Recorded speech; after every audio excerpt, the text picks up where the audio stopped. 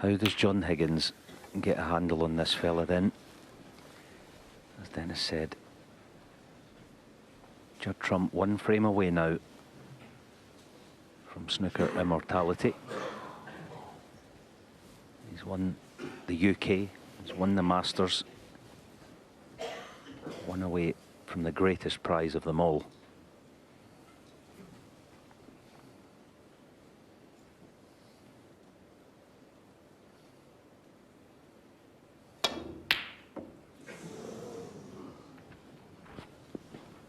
To phone the police, he's missed one.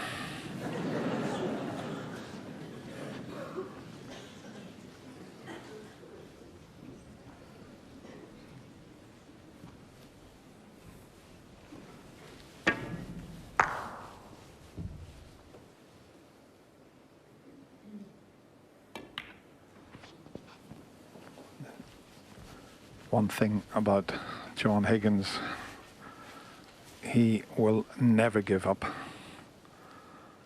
He'll fight right to the end.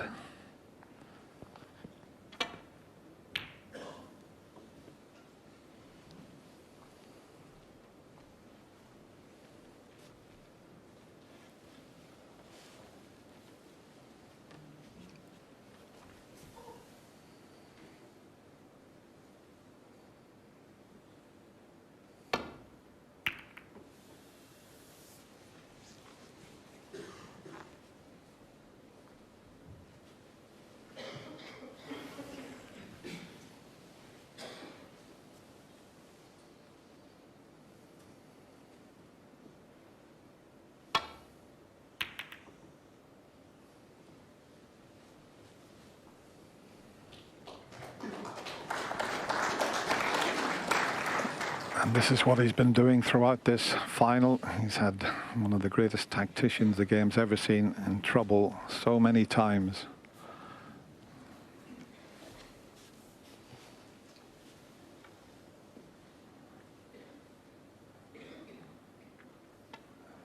So much so that that was the only shot available.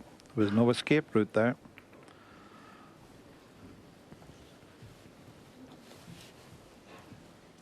Yeah, his scoring has been that heavy that 7 centuries in that 90 odd in the last frame. That's basically half the match almost, where John hasn't taken part. That's how dominant now. Double. Kill the cue ball. Not this time. And a half chance now for John.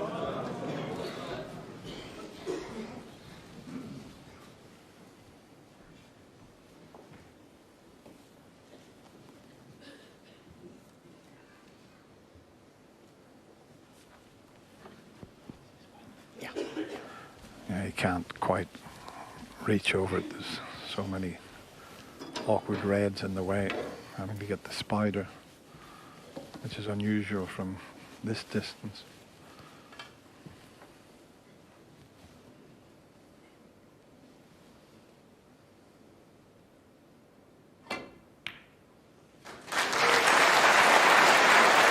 Thank you. Didn't want the cannon on the yellow, obviously, so this brown is a thin cut, but there is a red over the left corner pocket.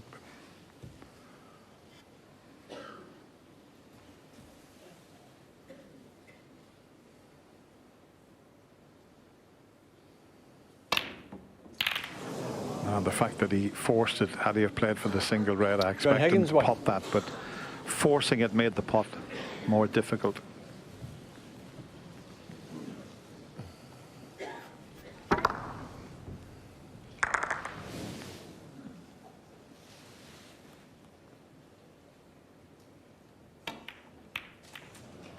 One.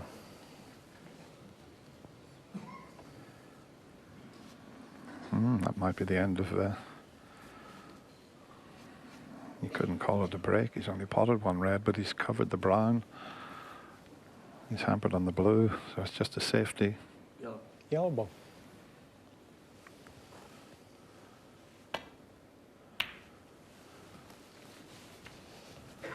Judd Trump, 1. You mentioned the 11 centuries there, Alan. I think the record before that was yourself. in a semi-final. Was there 10 centuries? Wasn't an awful lot to do with me. Ding done most of it. He got 7. Yeah, that was the record, yeah. And you got 3, Alan, so.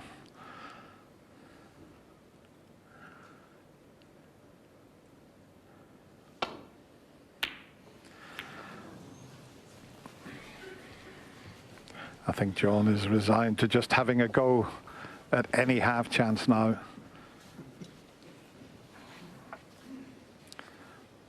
And if this red goes into the middle pocket, it's quite a difficult one. With the angle he has, looks a little bit easier on the overhead shot. And that looks much more difficult. 1. He's on the brown, and even if he's straight on the brown, we'll see the cue power of this player. It's quite amazing, the backspin that he generates. Well, he had an angle, so he didn't have to screw back. But not an easy chance. The pink tied up, the black near the 5. cushion.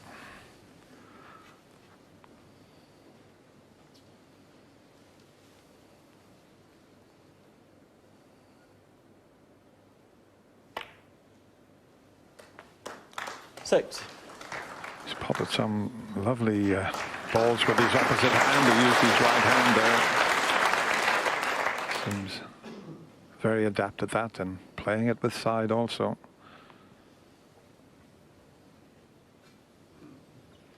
Was he just thinking about potting the blue and canning into the pink and reds? Yeah, he's just making his mind up whether to do that or not.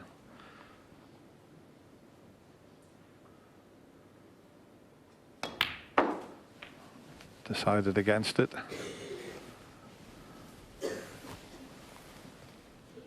Yeah, you can't blame him. 11. Just pick them off. There are enough reds in the open for him. And as ever, with that cue power, 12. well, just potted that in the wrong half of the pocket. Tests are coming up. Probably brown.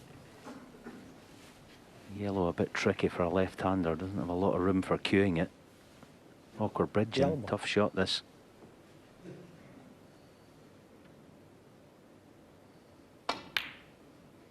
Oh, yes.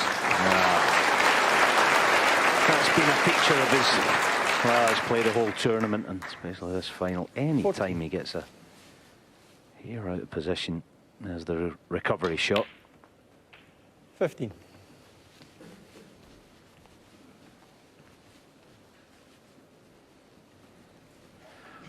There's still 3 or 4 loose reds available to Judd.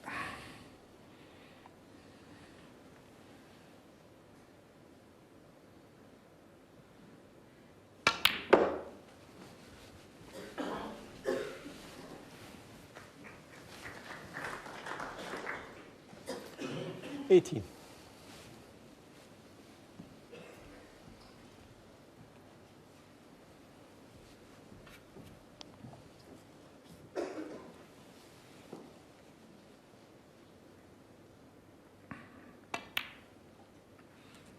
$19. Still got the choice whether to pot the blue and split the pink and reds, or he can keep picking the reds off. As I said, there's still another 3 or 4 available. In fact, when he pots this one, it'll release a red to the opposite corner. 24. Yeah, this is the shot, isn't it? Oh, look 25. at this for a shot. Absolutely perfect. And there's all his friends, and there's his parents. You see Jack there, and Oliver Lyons, one of the professionals, good friend of Judd's. They're all here, and they're all looking very smart.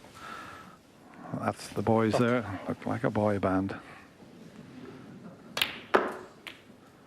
31.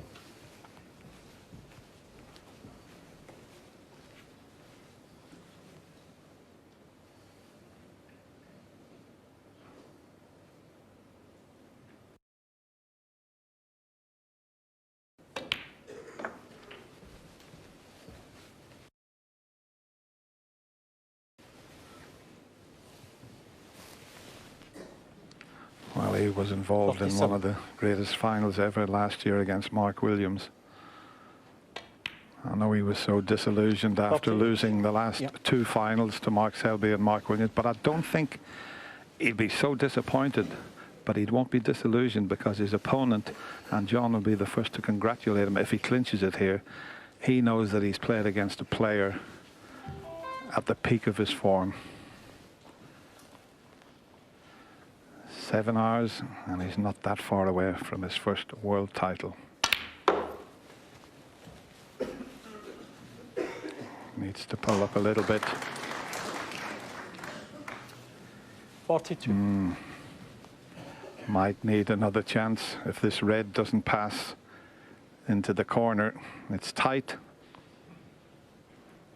Yeah, I think there's enough room there. You maybe wouldn't want to risk potting it off the far jaw, but centre of the pocket or left jaw shouldn't be a problem.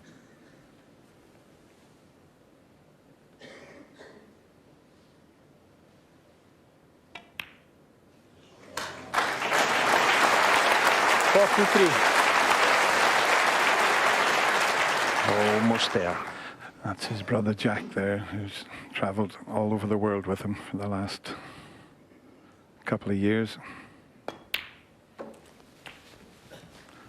And he looks to the heavens. There's no better feeling in the world when you're popping a few balls that's going to give you your first world championship. Just needs one more colour. 50.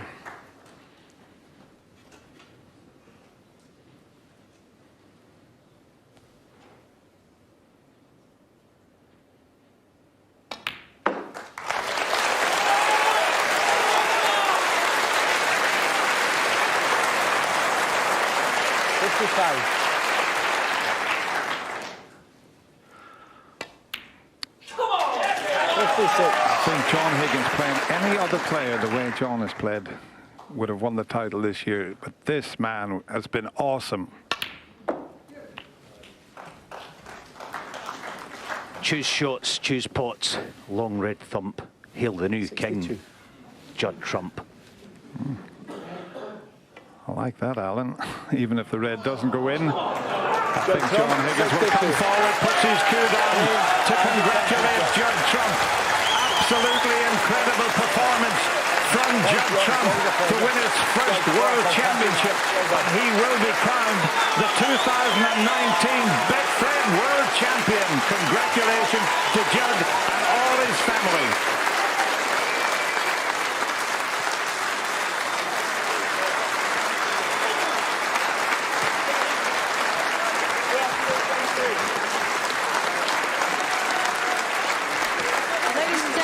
The best quality of snooker we have ever seen in the Crucible final. A record-breaking 2 days. And both of these amazing players have played their part. John, if I can come to you first. What an amazing achievement to make 3 finals in a row. I know it's not the outcome that you had hoped for, but you came up against a man today playing, quite simply, superhuman snooker. Yeah, I mean, I was a lucky one. I didn't have to pay for a ticket there because honestly, it was just awesome, absolutely awesome. I was lucky to get 9 frames really, so no, brilliant. So good luck to him. I said to him, first of many, I'm sure, because he'll go on and win this many more times. I'm sure producing a standard like that, that's incredible. I guess, John, that the damage was done last night with that incredible burst of frames from Judd.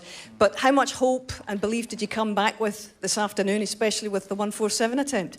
Yeah, no, that's what I said.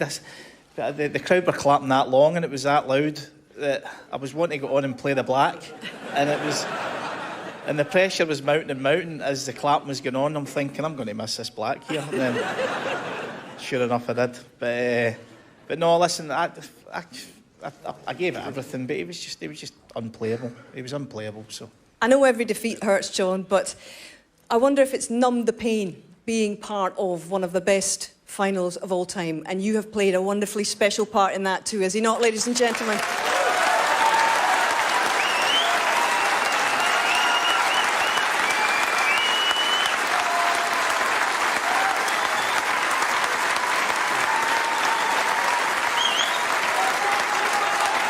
This could take some time, John.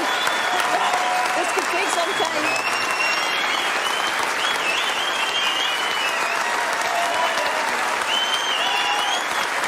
What do you think of that response, John? No, listen,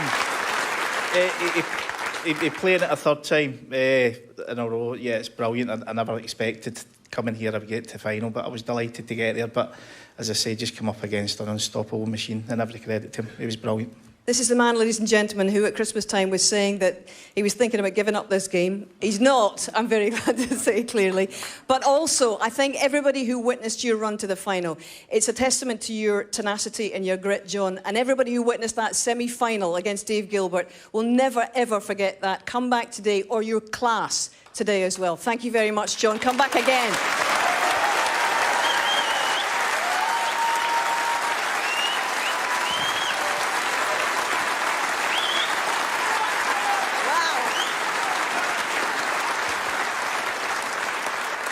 Judd Trump, world champion at last. How does that sound?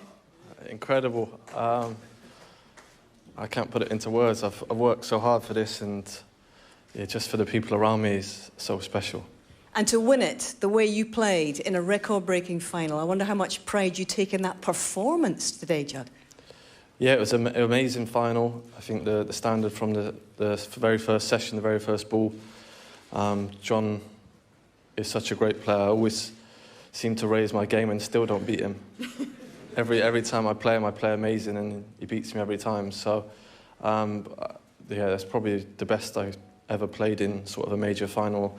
And I still didn't feel relaxed coming into the session tonight. I think I've lost some big leads against him in the past, and like the standard he was playing, and I was just, yeah, it was, I don't know, I can't put it into words how well I played, and that's what you've got to do to beat John, and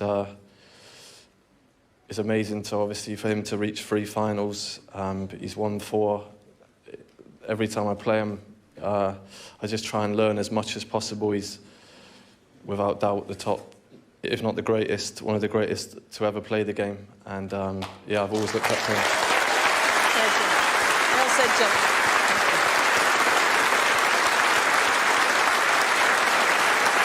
But Judd, that incredible peak performance burst out of you with the 8 frames in a row last night.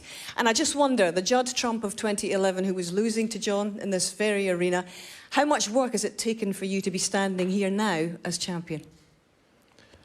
I've had to really sort of go away and rebuild my game. I think I did feel very confident in the final, so I tried to play as similar as I did to the last one, but just with obviously a bit more safety when I needed it. But I think a special thanks to my brother who's moved up with me at the start of the season, and a massive help, obviously, and I think he's one of the reasons why I've done so well this season. And a special mention to my family that have always believed me and always helped me to get here. It's a great moment for them too, obviously. But I just wonder, Judd, when you were a little boy and you've been a world champion and waiting for a very long time, we've been waiting for this moment on your behalf. What was it that first inspired your desire to be a world champion, and who was it? My dad. My dad's the biggest snooker fan in the world. He watches every single game every time it's on TV, so it's just inspiring to see his motivation in snooker. And there's been some tough times, some bad losses, but I think just the inspiration to really win it for him is what got me through. And I tell you what, it's not just the world title, ladies and gentlemen, because Judd tonight becomes the 11th man into the Triple Crown Club, a career Triple Crown, the UK, the Masters, and now the world title itself. I tell you what, you're in very good company, aren't you? It's an incredible achievement for me from where I was at sort of the start of the season. I think I hadn't been doing that well for the past season or two. My brother came up and been practicing harder than ever, and the results have really paid off this season. And I tell you what, he's also the first player to cross the £1 million prize money mark this season. Drinks on Judd this evening, is it? I might get the first round in. We might hold you to that. Judd, what a pleasure it's been to watch you and to watch John in possibly the greatest final of all time. Ladies and gentlemen, please salute your champion, Mr. Judd Trump.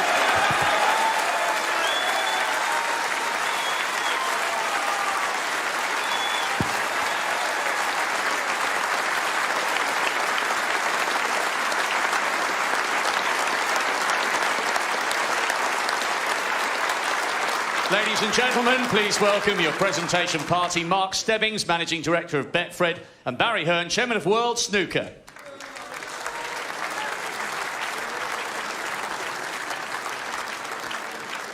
The runner-up, receiving the silver medal and a cheque for £200,000. What a champion, what a player, and what a run to yet another final, John Higgins.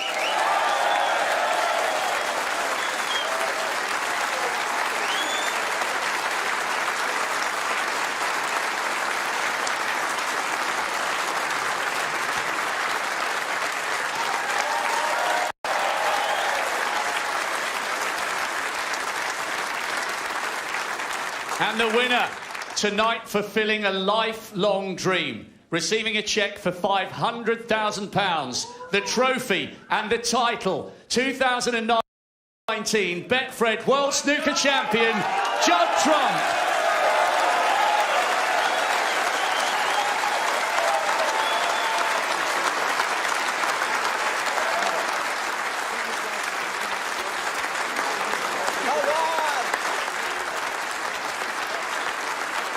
Your champion, Judd Trump.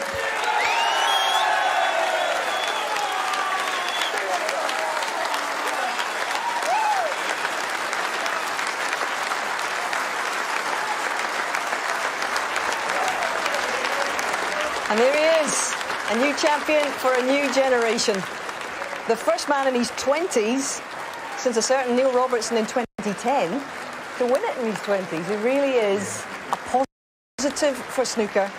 John and Steve, it could mean a new era for snooker. We were talking about this at the Masters, and I wonder how much of a force for good for the game this man is. Well, it certainly is, and on that performance, listen, he won the Masters, and I said there in the studio at the time, I said if he plays like that, he could win the World Championships.